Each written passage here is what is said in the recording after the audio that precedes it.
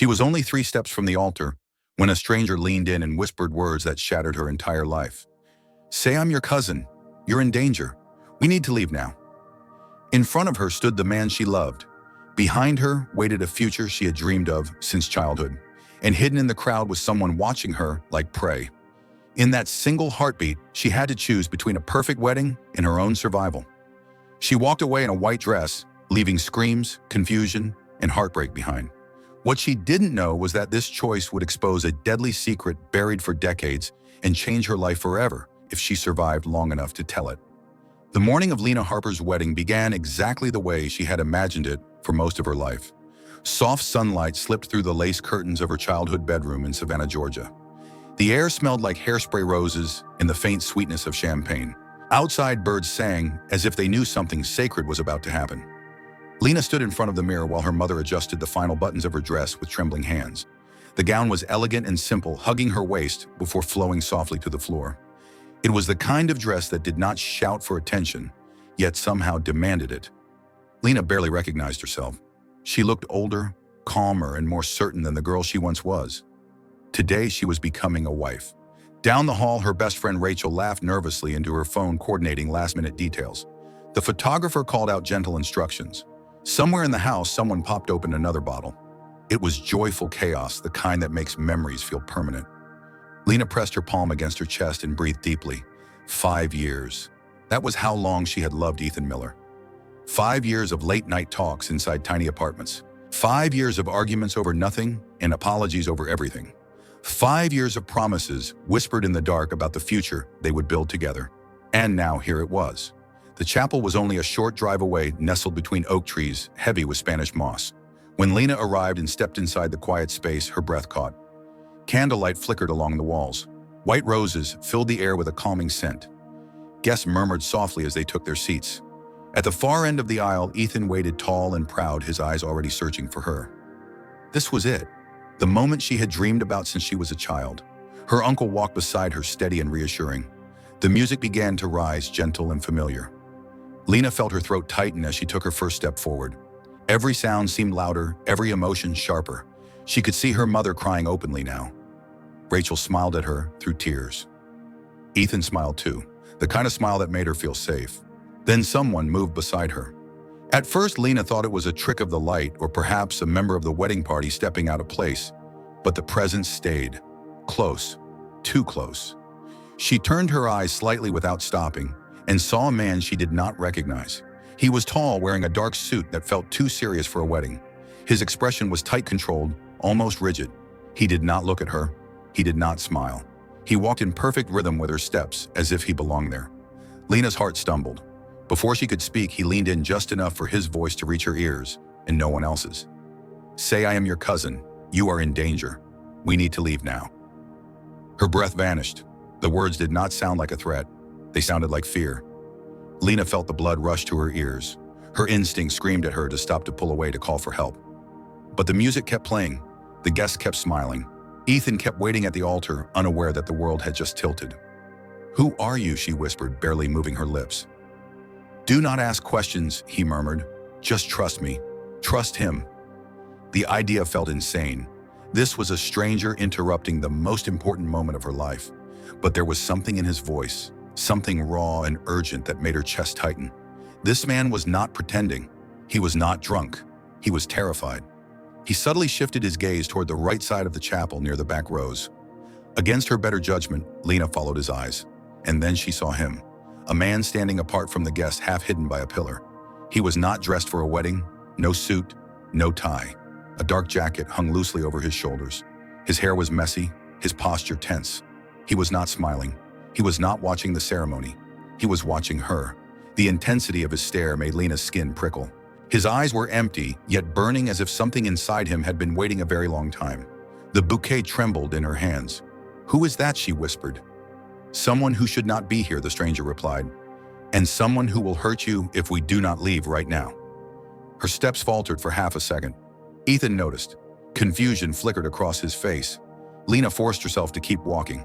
Her heart pounded so loudly she was sure everyone could hear it. The music now sounded distant, warped, like she was underwater. "My name is Daniel Cross." The man beside her continued quietly. I was a friend of your father. The world narrowed. My father is dead, Lena whispered. I know. He asked me to protect you if this man ever appeared. A memory stirred deep and sudden, a Sunday afternoon long ago. She had been 16. Her father had called her into his study, locking the door behind them. His face was pale, his hands shaking as he spoke words that made no sense at the time. If someone ever comes to you with this name, Daniel Cross, you trust him, no matter what. Lena had laughed back then, brushing it off as paranoia. Her father had not smiled. Now she could hear his voice clearly, as if he were standing beside her. Her father had never been a fearful man. He had been a respected attorney known for taking difficult cases. But the man in the back of the chapel carried a weight that matched the warning her father had tried to bury. Why today, Lena whispered. Why now? Because your father is gone, Daniel said, and you are what remains. The man in the back shifted his weight, one step forward, then another. Lena felt her legs weaken. Panic threatened to rise fully and consume her. She was standing at the edge of everything she had built, her wedding, her future, her family watching her with love and expectation. And yet every instinct screamed that if she reached the altar, something irreversible would happen. Daniel's voice dropped even lower. He has been waiting for this moment. A crowd, a distraction. If he reaches you, I cannot stop him. The man took another step closer. Lena's vision blurred. Her mother's face, Ethan's confusion, the flicker of candles. It all felt fragile as glass. Then Lena made a choice. She turned slightly toward Daniel and forced a shaky smile, lifting her voice just enough for those nearby to hear. Cousin, she said, I am not feeling well. Can you help me outside for a moment? The words echoed like a gunshot in her chest. Daniel immediately relaxed his shoulders, playing his part with practiced ease. Of course, he said gently. Take my arm. Murmurs rippled through the chapel. Her mother stood abruptly, clutching her chest. Rachel rushed forward, concern etched on her face. Ethan stepped down from the altar, his smile gone replaced by alarm. Lena did not look back. Daniel guided her toward a side door, his grip firm but careful. The man in the back reacted instantly, pushing past startled guests, his mask finally cracking into something feral. Someone shouted, chairs scraped, panic bloomed. As the side door opened, sunlight flooded in, blinding and harsh. Lena's veil caught on a decoration, tearing free with a sound that felt final. She barely noticed. Behind them, a voice roared her name, filled with rage and loss, and hatred sharpened by years of waiting. Daniel pulled her forward and they ran. The chapel doors burst open behind them, chaos spilling into the parking lot. Lena's heels slapped against the pavement, her dress gathered in her hands as tears streamed freely down her face. 5 minutes ago, she had been a bride. Now she was running for her life. They reached a dark car parked near the exit. Daniel opened the door, pushing her inside before sprinting around to the driver's seat. The engine roared alive. Tires screeched. Lena twisted around just in time to see the man from the chapel standing in the sunlight, his eyes locked onto hers through the windshield. Pure hatred. The car surged forward, leaving the chapel behind, shrinking into the distance. Lena collapsed against the seat, shaking her breath coming in sobs. The future she had planned shattered behind her, like broken glass scattered across a beautiful aisle. Daniel drove in silence, taking sharp turns, watching the mirrors until the city faded into quieter roads. Finally, Lena found her voice. Who was that man, she whispered. Daniel's jaw tightened. His name is Marcus Hale, and he believes your father destroyed his life.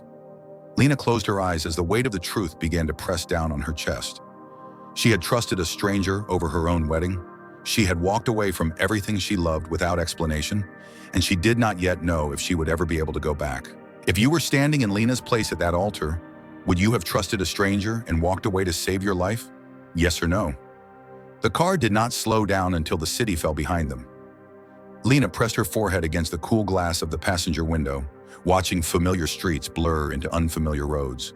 Her wedding dress was wrinkled and stained with dust, the hem torn, the lace darkened where her heels had scraped the pavement. Her veil was gone. Her phone lay abandoned somewhere back in the chapel, or maybe crushed beneath 100 confused feet. She felt hollow, like something essential had been ripped out of her chest and replaced with silence. Daniel drove with both hands clenched around the steering wheel, eyes constantly flicking to the mirrors. He took turns that made no sense, doubled back, then veered onto narrow roads lined with trees. Only when the city noise faded completely did he finally slow. They stopped in front of a small white house on the outskirts of town. It looked forgotten. Overgrown grass, a sagging fence, no neighbors in sight. For now, Daniel said quietly, You are safe here." Lena did not move. Her body still hummed with adrenaline, her heart refusing to slow. When she finally turned to look at him, her eyes were red and swollen, her voice hoarse. "You let me walk into my wedding, knowing this could happen." Daniel flinched. "I prayed it would not. I hoped he was gone for good, but he was not." She stepped out of the car, her legs unsteady. Inside the house, the air smelled like dust and old wood. A single couch, a small table, no photos, no signs of life. Lena dropped onto the couch, her dress spreading around her like the aftermath of a storm. She stared at her hands, still shaking. "Tell me everything," she said. "No more half-truths, no more warnings without explanations." Daniel sat across from her, exhaustion finally breaking through his composure. He looked older now, worn down by something heavier than fear. "Your father was one of the best defense attorneys in the state," he began. "He believed everyone deserved representation, even the worst of them. 25 years ago, he defended a man accused of murder. Wealthy, powerful, untouchable. The evidence was strong, but your father found enough holes to win the case." Lena swallowed.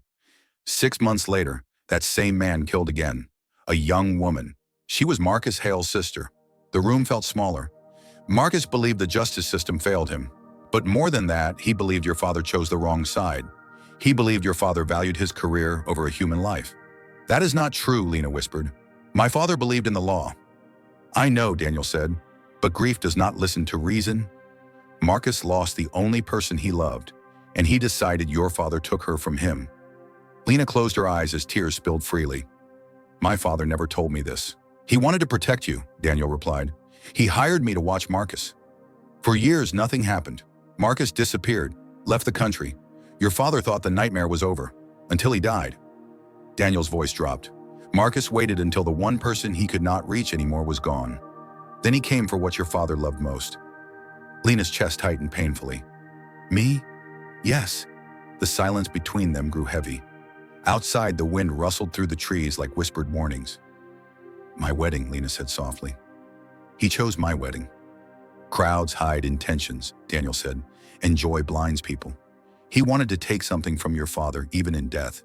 He wanted to destroy the future your father never got to see." Lena let out a broken laugh that turned into a sob. "Ethan, my mother, Rachel, they think I abandoned them." "I know," Daniel said gently, "and that is the hardest part."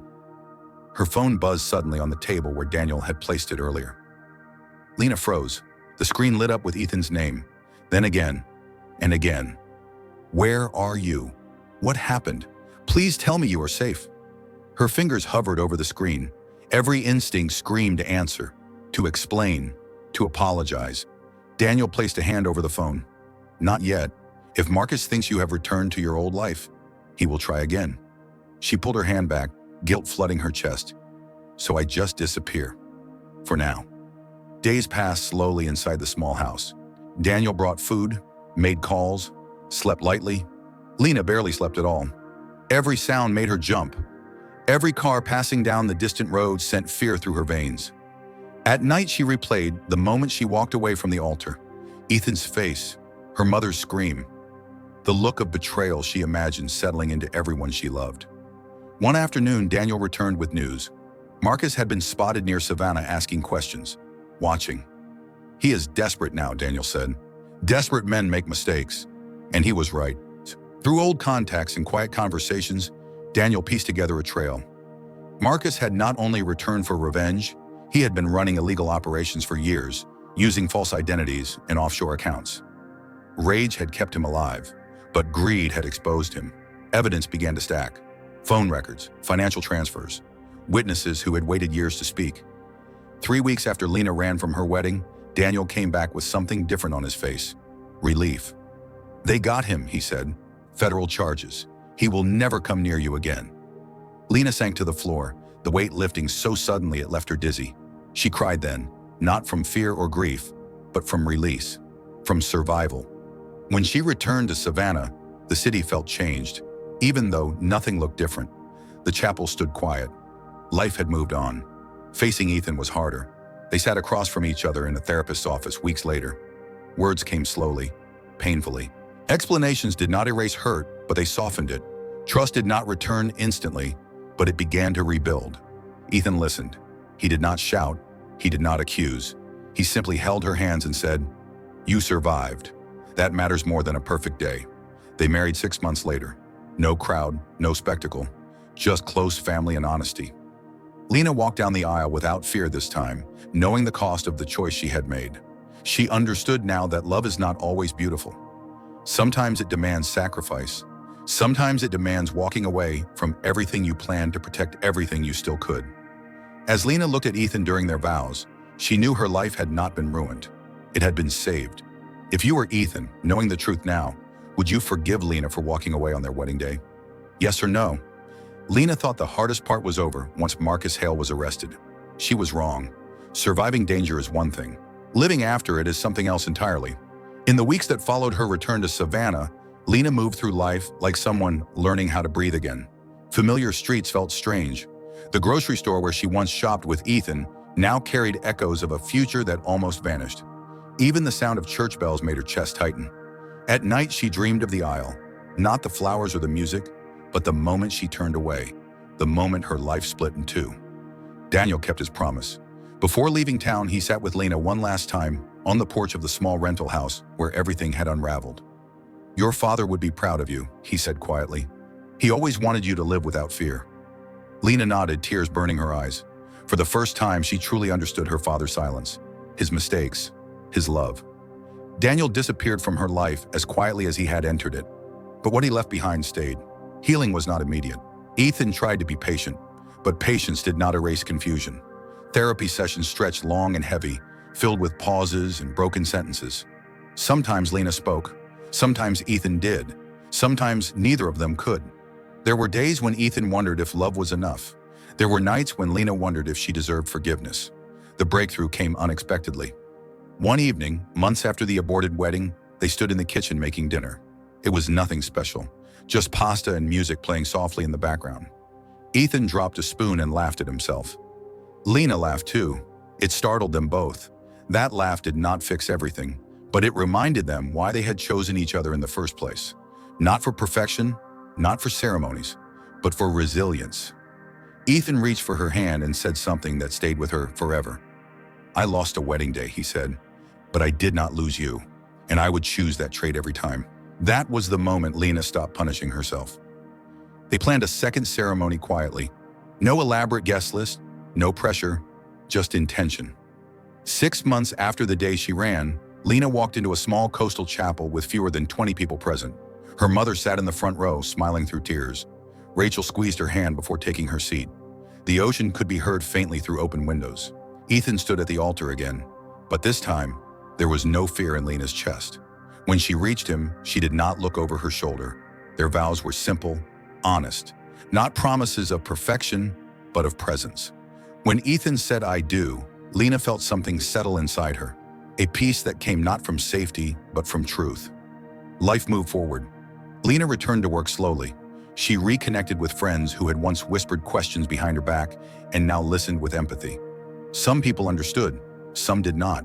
She learned to accept both. She visited her father's grave one quiet afternoon and finally spoke the words she had held inside for years. "I forgive you," she whispered, "and I forgive myself." In time, the story of the wedding that never happened became something else. Not a scandal, not a tragedy, but a testament.